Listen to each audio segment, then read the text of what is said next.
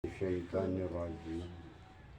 Aku berlindung kepada Allah dari lemparan-lemparan syaitan yang merancang. Bismillahirrahmanirrahim.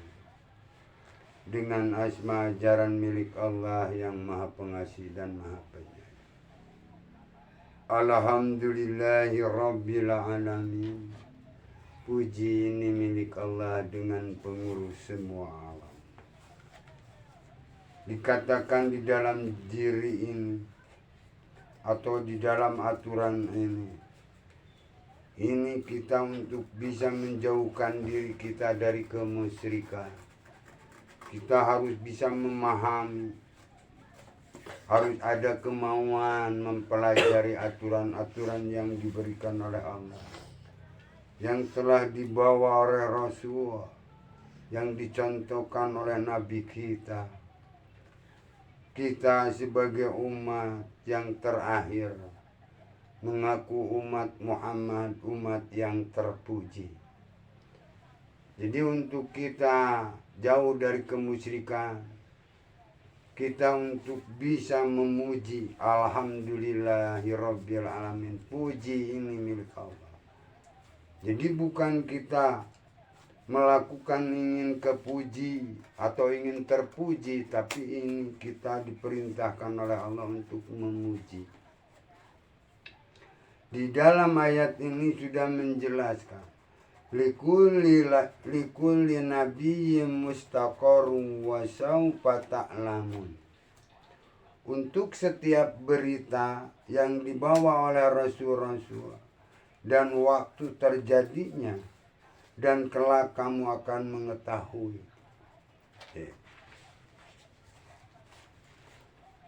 Dari ayat ini jelaslah bahwa apa yang diberitakan dalam Al-Quran memang benar adanya.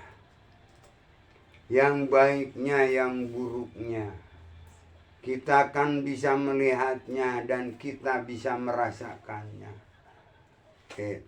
Yang ada di dalam Quran, yang baiknya gimana, kita bisa melihat dan merasakan. Yang buruknya gimana.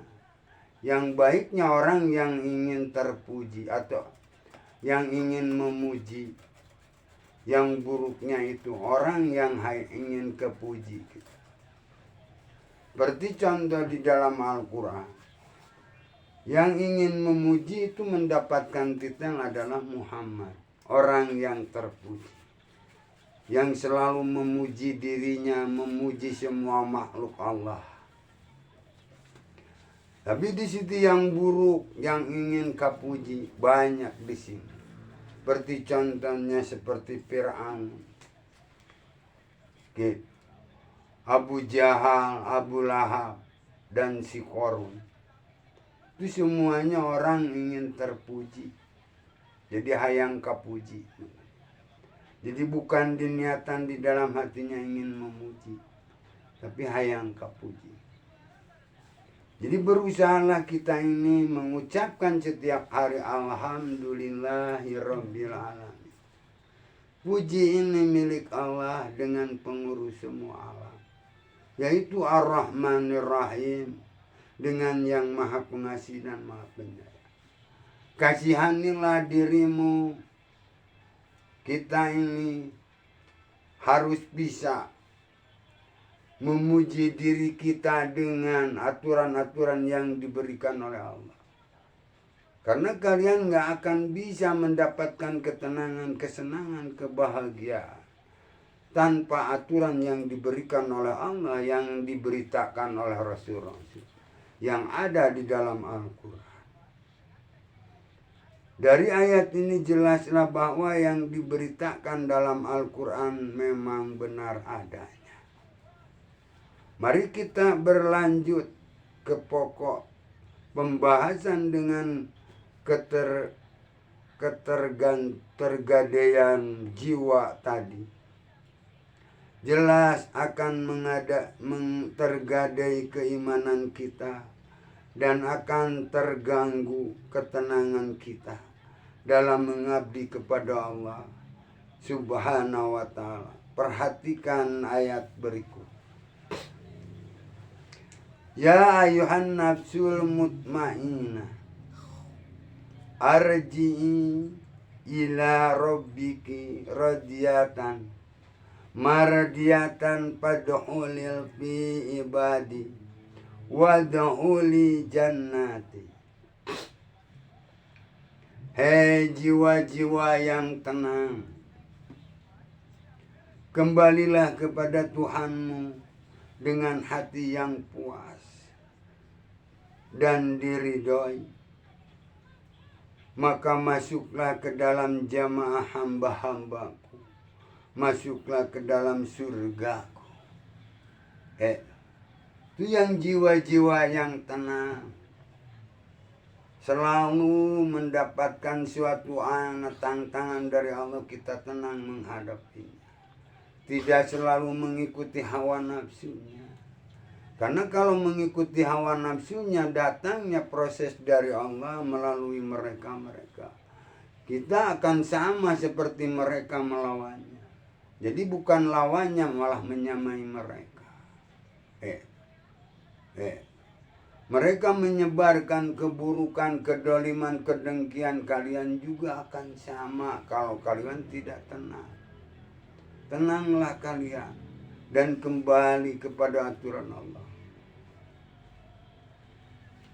Ayat ini menegaskan bahwa yang akan masuk ke dalam surga adalah jiwa-jiwa yang tenang. Jiwa yang tenang adalah jiwa yang berada dalam pengabdian kepada Allah. Itu di dalam berjalannya selalu mengikuti aturan-aturan yang diberikan oleh Allah. Jadi kita tinggal mengecek apakah jiwa kita tenang ketika mengabdi kepada Allah.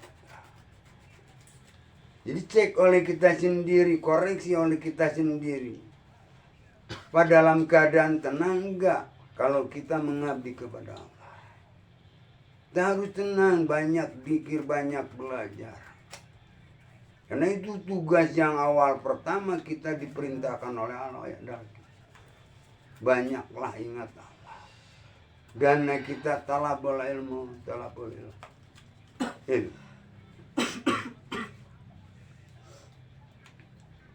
Atau ketika mengabdi kepada hawa nafsu sebagai tolak ukur, kita tinggal mengecek atau mengoreksi apakah jiwa kita ini tenang, khusyuk dalam ukur kita tinggal mengecek apakah jiwa kita tenang, khusyuk dalam tidak ingin berburu-buru saat melaksanakan sholat. Atau jiwa kita tenang ketika kita sedang memancing. Jika kita belum tenang dalam melaksanakan sholat, kita harus meningkatkan kepatuhan kita kepada hukum-hukum Allah.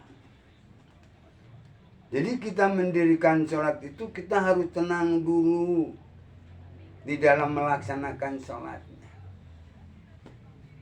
Dengan khusyuk, dengan ikhlas, dengan ridho. Supaya kita mendirikan sholatnya di siang hari, kita ada dalam ridho Allah. Karena sesuai dengan keinginan Allah, berjalan di muka bumi, cari karunia Allah itu, mencari dalam untuk kehidupan kita dalam keadaan tenang. Maka di situ ada keridhaan Allah untuk kita. Mudah dan lancar kita dalam rangka mencari kehidupan dunia, berjalan di muka bumi ini. Supaya kita mendapatkan hidayah berupa ketenangan jiwa dalam mengabdi kepada Allah. Ketika Rasulullah memiliki masalah yang mengganggunya, beliau mencari ketenangan jiwa dengan melaksanakan sholat malam. Itu untuk mencari ketenangan jiwanya. Dia bangun di malam hari, melaksanakan sholat malam. Supaya di siang hari nantinya kita mendirikan sholat dalam keadaan tenang dan dalam keadaan ridho Allah. Mudah dan lancar. yaitu sholat tahajud. Jadi Rasul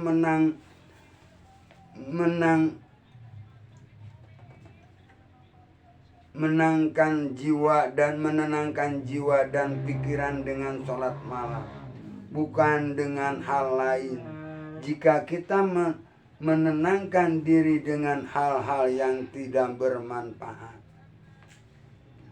tidak mustahil kita malah mendapatkan keresahan jiwa. Jadi untuk menenangkan diri kita jangan memakai aturan-aturan yang lain. Kita ikuti aturan yang telah diberitakan oleh Rasul, yang telah dicontohkan oleh Rasul kita Muhammad. Rasul kita bangun di malam hari untuk bisa menyelesaikan masalah yang datang pada kita.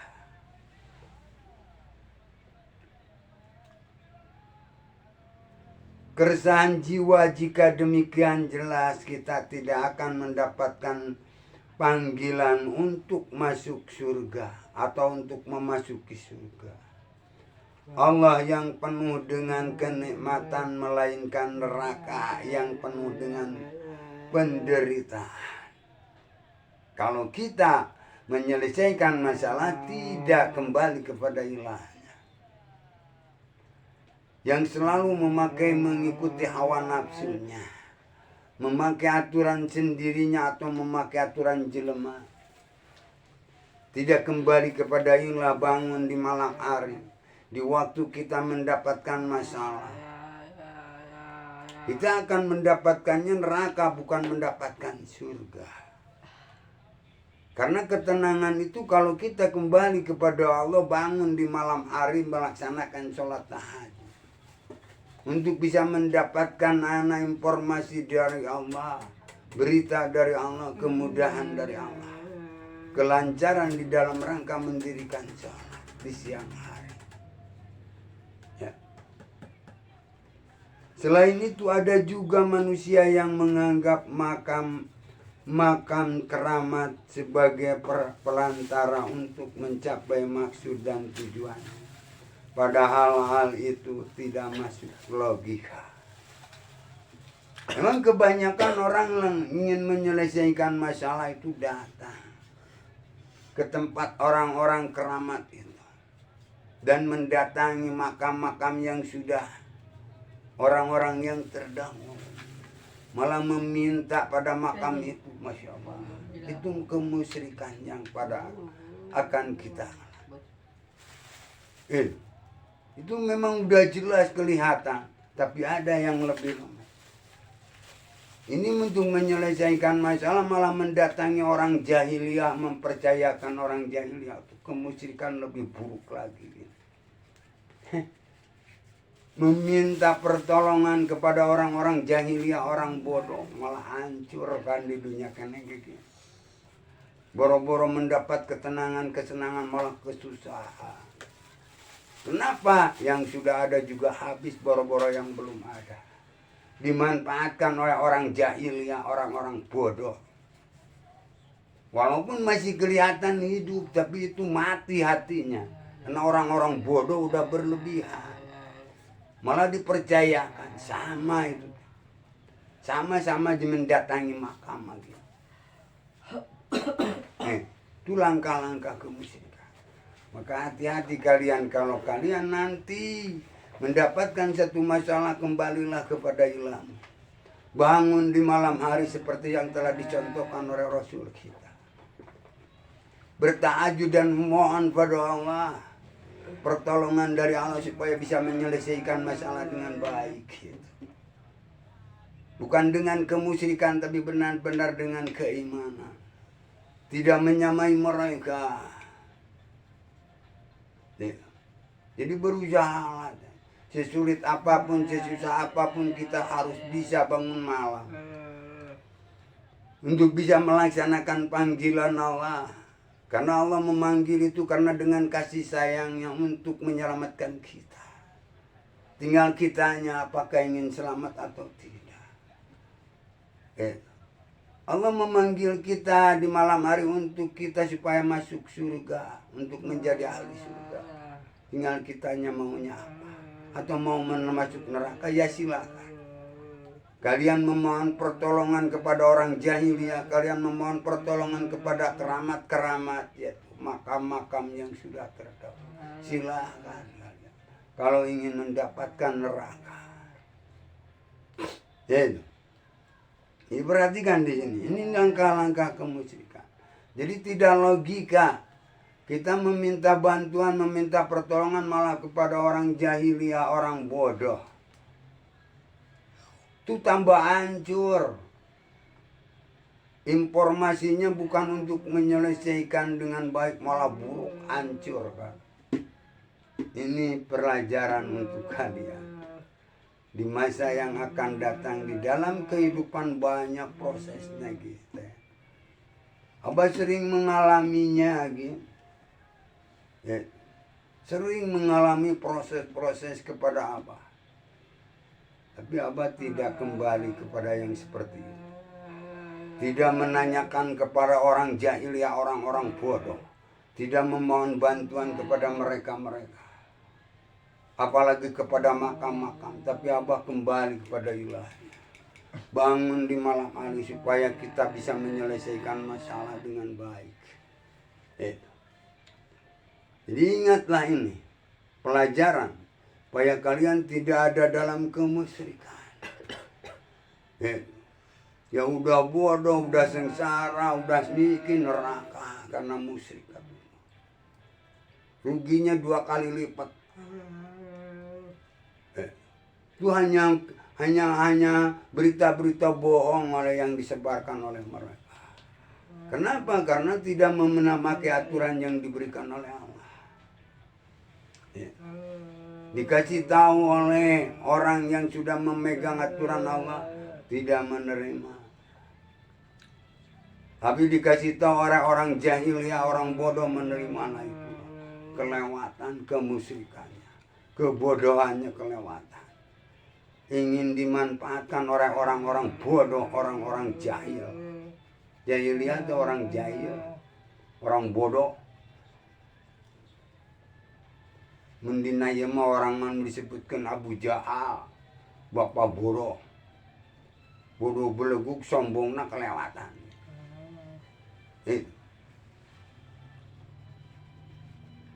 Jadi contoh ini kita ambil contoh misalnya Bapak Udin adalah seorang dokter yang sangat terkenal, dia sangat pintar dan sangat hebat.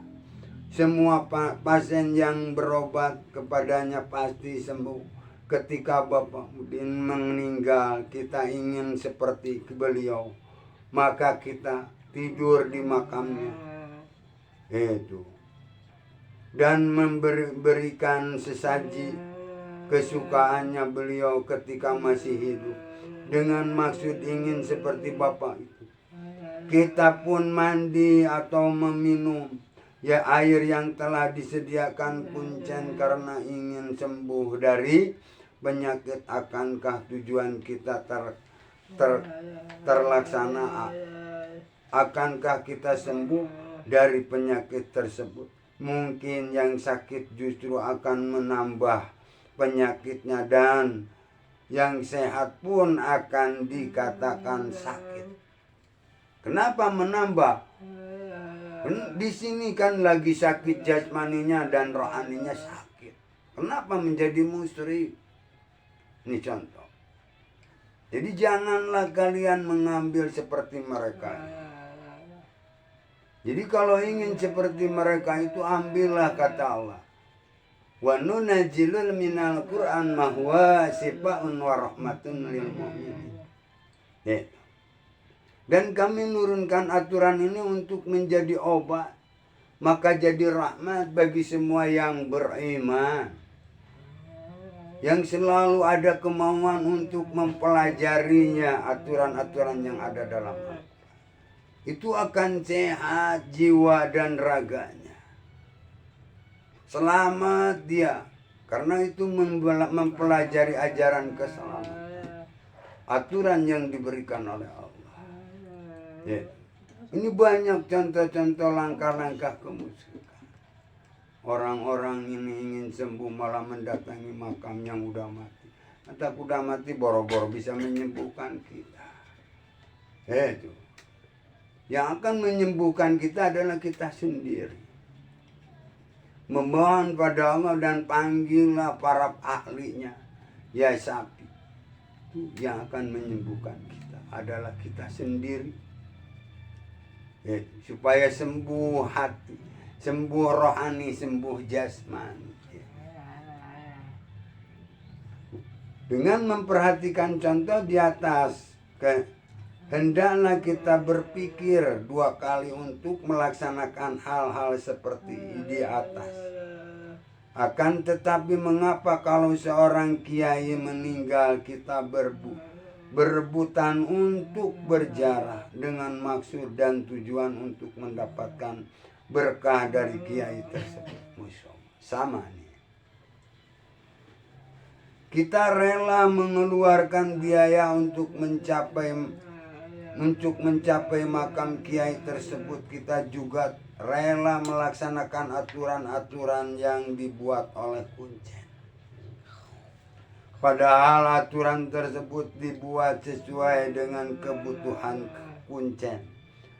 Lalu mengapa kita mematuhinya? Masya Allah. Subhanallah, alangkah jauh kita dari rahmat Allah.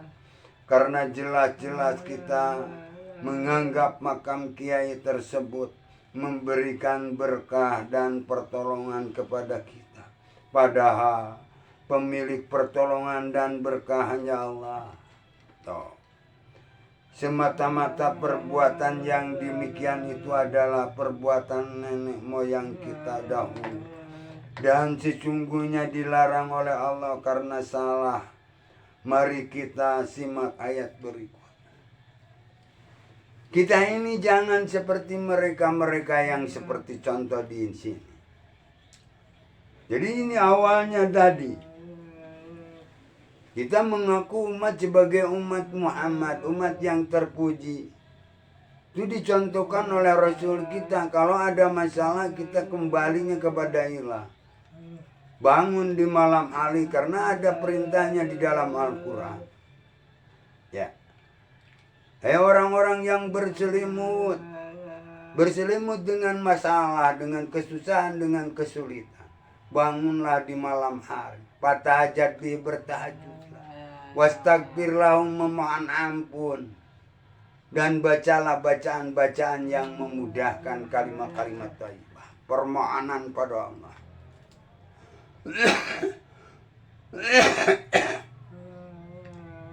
Nanti Allah akan memudahkan segala urusan kalian dan Allah akan mengampuni dosa-dosa kalian. Ini yang dicontohkan oleh Rasul, bukan contoh-contoh yang seperti ini. Ya. Jadi usahakan ini suatu pelajaran agar kalian jangan seperti mereka. Ini yang dicontohkan oleh Rasul. Kita bangunlah di malam hari. Ini ayat berikutnya, ala lillahi dinul khalisu walladzina ta'adu wa min dunihi awliya'a ma na'buduhum illa liyuqarribuna ilallah julfa innallaha yahkum bainakum bima hum fihi yahtalifun innallaha la yahdi man huwa kadibun kafar. Ingatlah, hanya kepunyaan Allah lah aturan yang bersih dan dari syirik gitu. Jadi bersih dari syirik, dari musyrik. Tidak ada aturan yang bersih, hanya aturan dari Allah. Dan orang-orang yang mengambil pelindung selain dari aturan Allah, kami tidak akan menyembah mereka, melainkan supaya mereka mendekatkan kami kepada Allah dengan sedekat-dekatnya. Sesungguhnya Allah akan memutuskan di antara mereka. Nah ini. tentang apa yang mereka berselisih padanya, sesungguhnya Allah tidak menunjukkan orang-orang yang pendusta dan sangat ingkar. Ini di sini yang mengatakan, ya, kami tidak akan menyembah mereka melainkan supaya mereka mendekatkan kami kepada Allah. Ini ada contohnya. Coba koreksi kalian, sama nggak seperti ini? Ya. Ini perkataan orang-orang yang musyrik. Kami tidak akan menyembah mereka melainkan supaya mereka mendekatkan kami kepada Allah. Dengan sedekat-dekatnya sesungguhnya Allah akan memutuskan.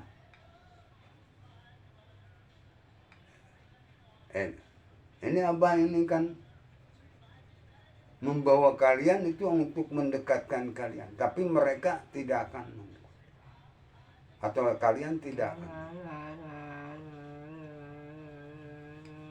Maka di sini Allah memutuskan di antara mereka tentang apa yang mereka berselisihkan. Padanya sesungguhnya Allah tidak menunjukkan orang-orang yang berdusta dan sangat ingkar. Tidak akan mendapatkan hidayah dari Allah.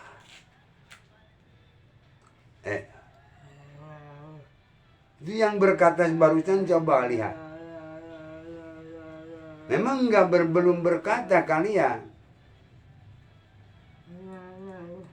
tidak akan mengikuti yang telah Abah ajarkan pada kalian. Yang telah Abah laksanakan, mereka tidak akan mengikuti, kan gitu. Sebenarnya mah dari dulu juga tidak akan mengikuti. Orang menguturkan siapa, seperti gitu. Maka tidak mendapat petunjuk dari Allah, tidak mendapat hidayah dari Allah, malah mendapatnya azab yang memedihkan. Karena kemusyrikannya dibawa untuk beriman kepada Allah, malah beriman kepada orang-orang jahiliyah, orang-orang bodoh. Ada apa? Bukan tidak beriman, harus beriman kepada apa? Mengajak kalian untuk beriman kepada Allah. Tapi orang-orang bodoh kan membawa mereka itu untuk mengajak supaya percaya kemana. Walaupun dihancurkan, dia percaya. Ya apa lain mengajak kalian untuk mengabdi kepada Allah, itu kan. Nanti kapan tidak memaksa, silakan. Maukah? Kalau mau ya kita berusaha belajar. Ada kemauan untuk bisa memahami, mengerti aturan-aturan yang diberikan oleh Allah. Kenapa? Karena di sini udah jelas kan. Ingatlah, hanya kepunyaan Allah lah aturan yang bersih dari syirik, dari iri dengki jahil. Karena aturan Allah mah disuruhnya untuk mengasihi, menyayangi, memaklumi, memahami, menghormati, menghargai, memuji aturan Allah. Bukan untuk membenci, mendolimi, membiarkan, merusak, bukan untuk memperbaiki. Apa ini kan untuk memperbaiki kalian lagi. Ini mengajarkan untuk memperbaiki kalian. Bukan untuk memperburuk. Abang kan gak menyontohkan keburukan pada kalian. Apa keburukan? Coba. Lagi. Nah, ini ngoreksi sorangan, mengabdi coba ngoreksi apa? Apa keburukan Abah terhadap kalian? Coba. Kalau nggak mengerti, nggak mau mengucapkan apa keburukan kalian terhadap diri kalian. Bacalah. Ini, koreksilah ahli kalian. Apa keburukan kalian kepada kalian sendiri? Musuh yang lebih buruk adalah di dalam diri kalian. Adalah kalian sendiri. Musuh yang paling jahat.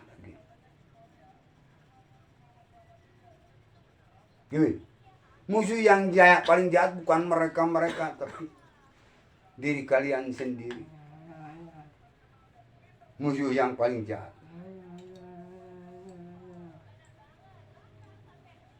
Ayo. Yang hidupnya ingin tenang, ingin senang gitu, tidak mau berusaha untuk bisa menenangkan diri.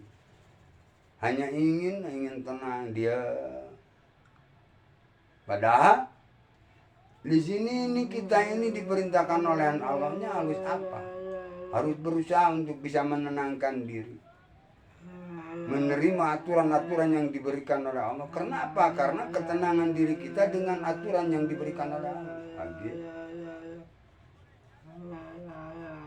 Saya nggak akan tenang kalau nggak tahu aturan. Sok, kalian berjalan logika. Kalau kalian tidak memahami aturannya, petunjuknya, kalian akan tenang menuju kepada sesuatu. Berjalan tenang nggak?